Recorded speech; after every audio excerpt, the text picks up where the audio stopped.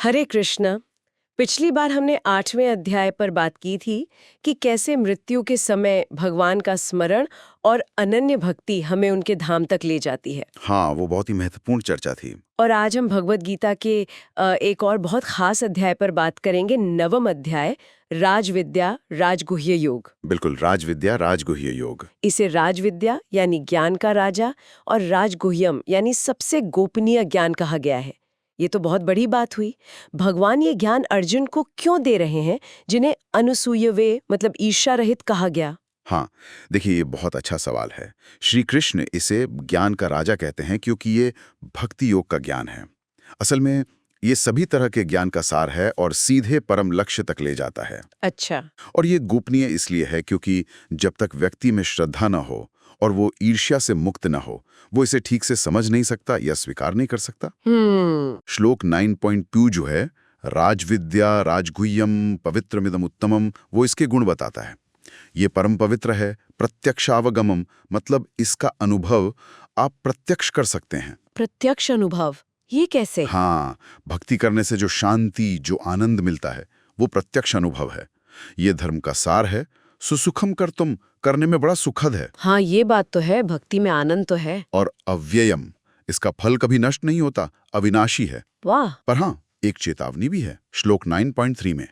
अगर श्रद्धा नहीं है, अश्रद्धधाना पुरुषाः, तो फिर व्यक्ति इस मार्ग पर टिक नहीं पाता। वो वापस इसी जन्म मृत्यु के चक्कर में आ जाता है। तो मतलब श्रद्धा, विश्वास, ये पहली सीढ़ी है इस ज्ञान के लिए, सर्वोच्च भी, गोपनीय भी और अनुभव में सुखद भी। कमाल है। बिल्कुल। अच्छा, फिर आगे भगवान सृष्टि से अपने संबंध के बारे में कुछ कहते हैं जो थोड़ा गहरा है। 9.4, 9.6 कहते हैं कि वो अपने अव्यक्त रूप से सब में है, सब उनमें है पर वो उनमें नहीं है। ये कैसे समझे? हाँ, ये भगवान का अचिंत्य भेदाभेद तत्व है। मतलब वो एक ही समय में सृष्टि से अलग भी हैं और जुड़े हुए भी। अच्छा, अचिंत्य मतलब हमारी सोच से परे। हाँ बिल्कुल, जैसे उदाहरण दिया है आकाश और वायु का। वायु आकाश में रहती है, आकाश पर निर्भर है, पर आकाश वायु से लिप्त नहीं होता, उससे अलग रहता है, परे रहता है। अच्छा उदाहरण है। तो भगवान की ये अचिंत्य शक्ति है। हम्म। और इसी को न समझ पाने के कारण जब भगवान कृपा करके मनुष्य रूप में आते हैं ना, तो जो मूढ़ लोग हैं, मूढ़ा, हाँ। वो उनका उपहास करते हैं। हाँ, श्लोक 9.1 में है ये, अवजानन्ति मां मूढ़ा मानुषीम तनुमाश्रितम। सही, वो भगवान का जो परम भावम है, मतलब उनका जो दिव्य सच्चिदानंद स्वरूप है कि वो ही सबके स्वामी हैं, उसे नहीं जान पाते। उन्हें लगता है ये कोई साधारण मनुष्य है। तो ये तो हुई अज्ञानियों की बात, लेकिन दूसरी तरफ महात्मा भी तो है। श्लोक 9.13 बताता है कि वो बिल्कुल अलग तरह से जुड़ते हैं।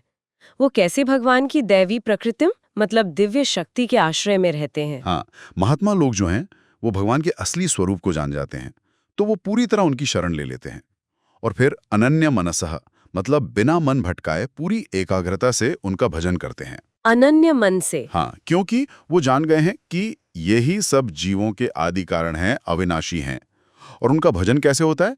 श्लोक 9.14 बताता है, सततम कीर्तयन्तो माम यतन्तश्च दृढ़व्रताः। अच्छा, सततम कीर्तयन्तो मतलब लगातार कीर्तन। हाँ, निरंतर भगवान का गुणगान, कीर्तन, दृढ़ संकल्प से दृढ़व्रताः, भक्ति के नियमों का पालन करते हुए प्रयास करते हैं और पूरी श्रद्धा और भक्ति से भक्त्या नमस्कार करते हुए हमेशा उनकी उपासना में लगे रहते हैं।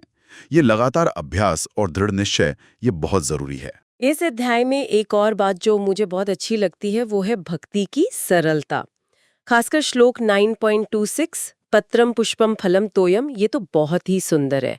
ये इतना अहम क्यों है? ये वाकई बहुत अहम और क्रांतिकारी श्लोक है, क्योंकि ये उस समय के जो महंगे यज्ञ और जटिल कर्मकांड थे ना, उनको एक तरह से चुनौती देता है। हाँ, जिनमें बहुत साधन लगता था। बिल्कुल।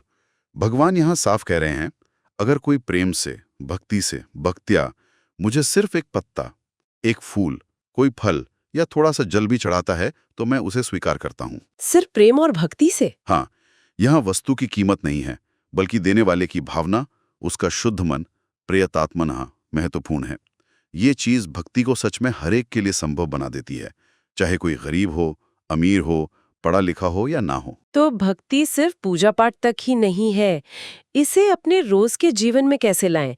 श्लोक 9.27 यत करोषि कुछ ऐसा ही कहता है ना? हाँ, बहुत सुंदर तरीके से जोड़ते हैं भगवान। वो कहते हैं यत करोषि यदश्नासी यज्होषि ददासी यत तपस्यसि कौन्तेय तत्कुरुष्व मदर्पणम। मतलब जो भी करो, जो खाओ, जो यज्ञ करो, दान दो, तप करो। हाँ, वो सब मुझे अर्पण करते हुए करो। ये असल में जीवन जीने की कला है। हर काम भगवान के लिए एक भेंट बन जाता है। और इसका फल 9.28 में बताते हैं। हाँ, फल है कर्म बंधन से पूरी तरह मुक्ति, उसके अच्छे बुरे फलों से छुटकारा और अंत में भगवान की प्राप्ति। फिर भगवान कहते हैं कि वैसे तो वो सबके लिए समान है 9.29, पर भक्त उनमें रहते हैं और वो भक्तों में।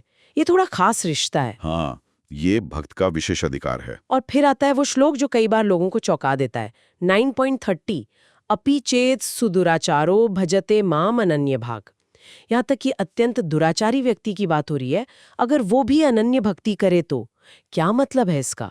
कर्मों का कोई हिसाब नहीं? नहीं, ऐसा नहीं है कि कर्मों का हिसाब नहीं। ये श्लोक असल में भक्ति की जो जबरदस्त शुद्ध करने की शक्ति है ना, और भगवान की जो अपार करुणा है, उसको दिखाता है। अच्छा। भगवान कहते हैं कि अगर कोई कितना भी दुराचारी रहा हो, पर अब वो सब छोड़कर पूरी तरह से अनन्य भाव से मेरी भक्ति में लग गया है, तो उसे साधुरेव समंतव्य, उसे साधु ही मानना चाहिए। क्यों? क्योंकि सम्यक व्यवसितो ही सह, उसने सही निश्चय कर लिया है, वो सही रास्ते पर आ गया है। मतलब भक्ति उसे बदल देगी। बिल्कुल। इसका मतलब ये नहीं कि दुराचार ठीक है, पर यह कि सच्ची भक्ति में इतनी ताकत है कि वो इंसान को बहुत जल्दी क्षिप्रम भवति धर्मात्मा 9.31 धर्मात्मा बना देती है। उसे सच्ची शाश्वत शांति मिलती है। और भगवान का वादा है, वो अर्जुन से कहते हैं, घोषणा कर दो कौन्तेय प्रतिजानी ही न मे भक्ता प्रणश्यति। वाह, मेरे भक्त का कभी विनाश नहीं होता। ये तो बहुत बड़ा आश्वासन है। हाँ,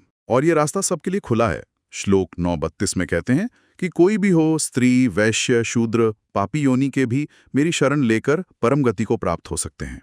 और फिर अध्याय के अंत में आता है सार श्लोक 9.34, जो शायद पूरी गीता के सबसे महत्वपूर्ण श्लोकों में से एक है। हाँ बिल्कुल। मन्मना भव मद्भक्तो मध्याजी मां नमस्कुरु मां मे वैश्यसी युक्तवेव मात्मानम मत्परायणः। मनमला भव मद्भक्तो। हाँ, अपने मन को मुझ कृष्ण में लगाओ, मेरे भक्त बनो, मेरी पूजा करो और मुझे नमस्कार करो। इस तरह अपने आप को पूरी तरह मुझ में लगाकर, मेरे परायण होकर तुम निश्चित रूप से मुझे ही प्राप्त करोगे।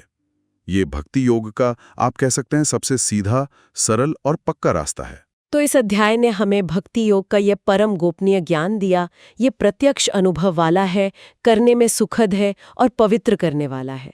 हमने भक्ति की सरलता देखी, पत्रम पुष्पम, उसकी शुद्ध करने की शक्ति, सुदुराचारों, भगवान का वो अचिंत्य संबंध समझा और उनका ये सीधा निर्देश मन मना भव। हाँ, और यहाँ श्रोताओं के लिए एक विचार छोड़ सकते हैं।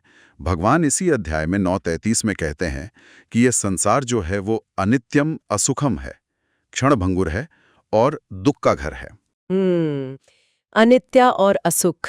हाँ, तो ऐसे संसार में आ जाने पर भगवान का ये जो निर्देश है, मनमना भव मद्भक्तो मद्याजी मां नमस्कुरु, इसे अपने रोजमर्रा के जीवन में उतारने का क्या मतलब हो सकता है? कैसे इसे प्रैक्टिकल बना सकते हैं? इस पर जरूर सोचिएगा। ये वाकई सोचने वाली बात है। खैर, अगले अध्याय में 10वें अध्याय विभूति योग में भगवान अपने अलग अलग ऐश्वर्यों और शक्तियों का वर्णन करेंगे।